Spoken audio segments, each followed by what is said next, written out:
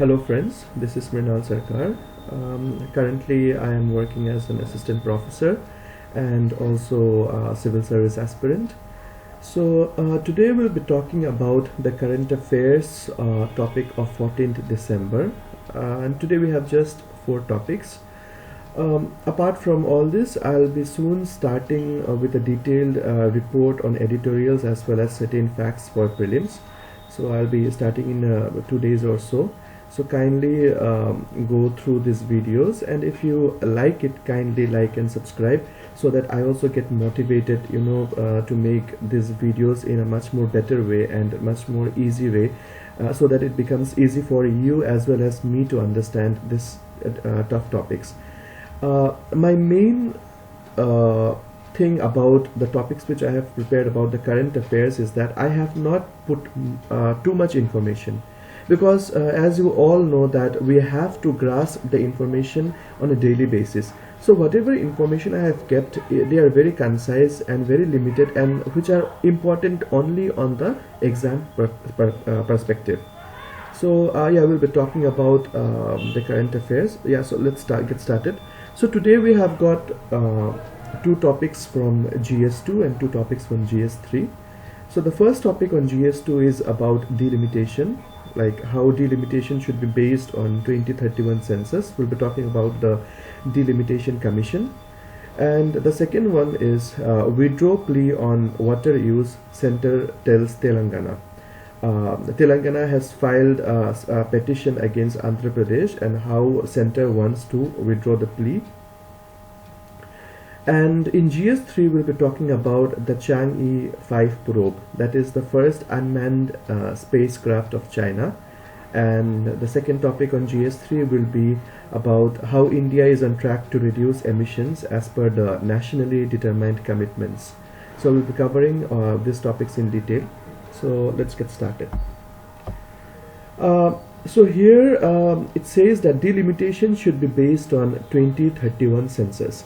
First of all, moving on to this, let us understand what delimitation is about. Delimitation is nothing but it is the process of fixing or boundaries of territorial constituencies in a state that has a legislative body. Basically fixing the boundaries of territorial constituencies, that is fixing the number of seats in a state. Now the territorial constituencies, the number of seats, the territorial constituencies has been fixed in 1971. As per the 1971 census, it has been fixed and it has not been modified so far. So now suggestions have been made so that it has been 50 years from now, and the population has increased from 50 to 130 crores. So if we still put our delimitation boundaries on the basis of 1971 census, then it might create a huge, it has already created a lot of problem in the political representation. So as per the suggestion, what they want is a delimitation should be based on 2031 census, that is after 50 years of frozen territorial constituencies. They want the delimitation to be set up as per the 2031 census. So the suggestions which has been made as per Pranab Mukherjee Foundation is the delimitation commission should be made as per 2031 census, and also the State Reorganization Act should be set up so that it splits states into smaller ones. Why this one is being done? Because the population, as we all know, the population has increased. So due to the increase in population, it is very much necessary to split the states into smaller ones so that it becomes easy in the political representation. Okay, now moving on to the next topic of GS2. Here it says withdraw plea on water use, center tells Telangana.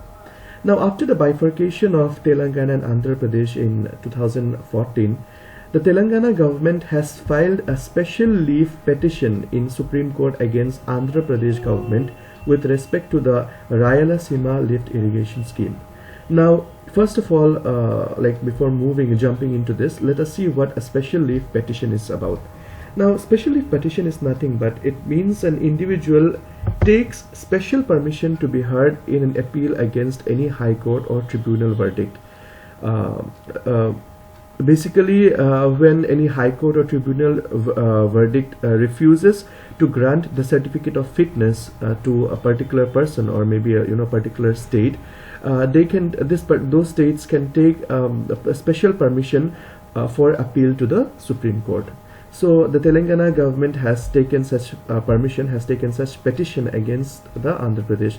Now the main reason for filing this petition is Andhra Pradesh government has called for tenders without getting any clearance from the center with respect to this scheme.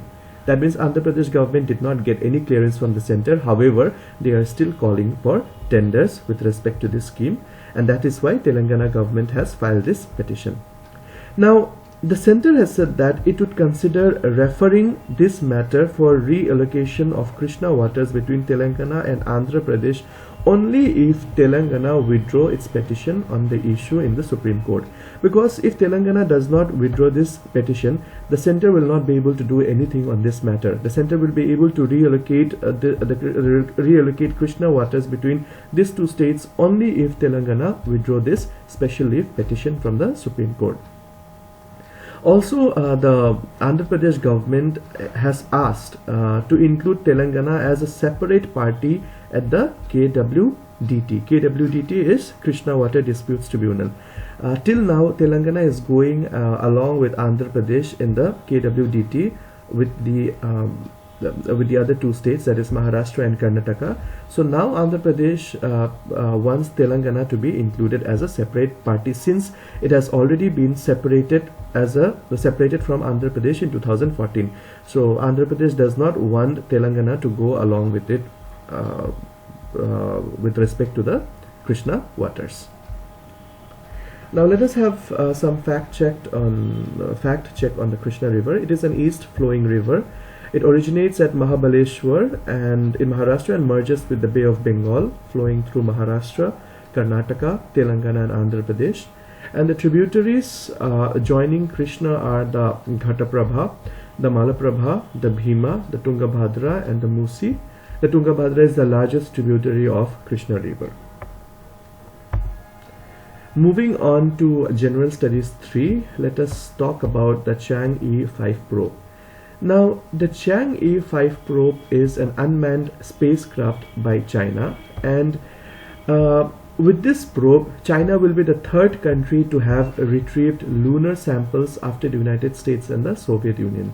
China will be retrieving samples from the moon, which is approximately estimated to be 2 kg, that is 4.4 pounds. However, it has not been disclosed yet since this spacecraft has not returned yet. It will be returning to Mongolia, and this spacecraft will be the first time to return to Earth with lunar soil samples in escape velocity. Escape velocity is the speed at which an object needs to be traveling to break free of a planet or a moon's gravity and leave it without further propulsion. That is, coming out of the moon's gravity or the gravity of the planet without requiring of further propulsion. And the last topic which we have is on this one, that is India is on track to reduce emissions. Now, it was reported that India was the only major G20 country that was on track towards skipping its nationally determined commitments, NDC. India has given 3 NDCs, the first one being improving the emissions intensity of its GDP by 33 to 35% by 2030, where India has already achieved 21% of its target. So India is already on track to reduce emissions. The second contribution, sorry, this is not contribution, it should be commitments. So the second commitment which is made by India is to increase the share of non-fossil fuels based electricity to 40% by 2030, where it has already achieved 30.3% till now. And enhancing its forest cover, that is the third commitment, enhancing its forest cover, thereby absorbing 2.5 to 3 billion tons of carbon dioxide. and these remarks were made at the Paris Agreement. So from here we can see that India has already achieved most of its NDC targets, and it is the only major G20 country to be on track with respect to the nationally determined commitments. Now let us see what Paris Agreement is all about. See, Paris Agreement, it's the main objective of Paris Agreement is to limit global average temperature rise to below 2 degrees centigrade above pre-industrial levels. This is the main objective right now, currently. And the agreement currently has 188 parties, where India is also one of them. And all parties are expected to undertake ambitious efforts to support the agreement's goals and communicate their related intentions every 5 years in the form of NDCs. So every parties are, they are expected to make the nationally determined commitments in every 5 years and fulfill the targets. So that is all about Paris Agreement. So this is all what we have for today's current affairs. Later, like in a few days or so, I'll also be starting on certain reports on editorials as well as certain facts for prelims. So yeah, please stay with me. If you like the video, kindly like and subscribe, so that you can whenever I upload videos, you'll be informed. Yeah, thank you and have a good day.